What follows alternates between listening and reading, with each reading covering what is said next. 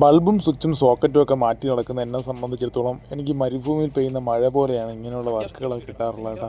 വളരെ റെയറായിട്ട് മാത്രമേ നമുക്ക് ഇങ്ങനെയുള്ള വർക്കുകളൊക്കെ കിട്ടാറുള്ളൂ. ഇങ്ങനെയുള്ള വർക്കുകൾ കിട്ടുന്ന സമയത്ത് എനിക്ക് ഭയങ്കര സന്തോഷമാണ് കേട്ടോ. ചില ജോലികൾ നമ്മൾ ഇഷ്ടപ്പെട്ട് ചെയ്യുമ്പോഴത്തേക്കും എത്ര കഷ്ടപ്പാടുണ്ടെങ്കിലും നമുക്കത് ഇഷ്ടത്തോടെ അങ്ങ് ചെയ്യാനായിട്ട് തോന്നും, അല്ലേ? ഞാനത് വെറുതെ അങ്ങ് പറയുന്നൊന്നുമല്ല കേട്ടോ. നമുക്ക് എത്ര ബുദ്ധിമുട്ടുള്ള ജോലിയാണെങ്കിൽ ശരിയാണ്, നമുക്ക് ആ ജോലിയുടെ ഒരു ഇഷ്ടം ഉണ്ടെന്നുണ്ടെങ്കിൽ നമുക്ക് ആ ബുദ്ധിമുട്ടൊന്നും നമുക്കൊരു പ്രശ്നമേ അല്ലല്ലേ. ഇത് ഞാൻ കഴിഞ്ഞ ദിവസം ചെയ്തൊരു പരിപാടിയായിരുന്നു കേട്ടോ. ചെറിയൊരു ബ്രേക്കർ ഉണ്ടായിരുന്നു ആദ്യം അതിന്.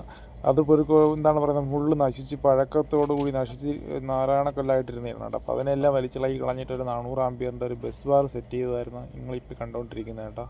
ശരിക്കും ഇവിടെ ഒരു ബസ് ബാറിൻ്റെ ആവശ്യം ഉണ്ടോ എന്ന് ചോദിച്ചു കഴിഞ്ഞാൽ ഇപ്പോൾ എന്തായാലും അതിൻ്റെ ഒരു ആവശ്യമില്ല. പിന്നെ ഭാവിയിൽ എന്തെങ്കിലുമൊക്കെ കാര്യങ്ങളൊക്കെ ആഡ് ചെയ്യണ ഒരു സിറ്റുവേഷൻ വന്നു കഴിഞ്ഞാൽ കുറച്ചുകൂടി ഒന്ന് മുന്നിൽ കണ്ടുകൊണ്ട് ആണ് ഈ ഒരു സംഭവം കൂടി ചെയ്തിരിക്കുന്നത് കേട്ടോ.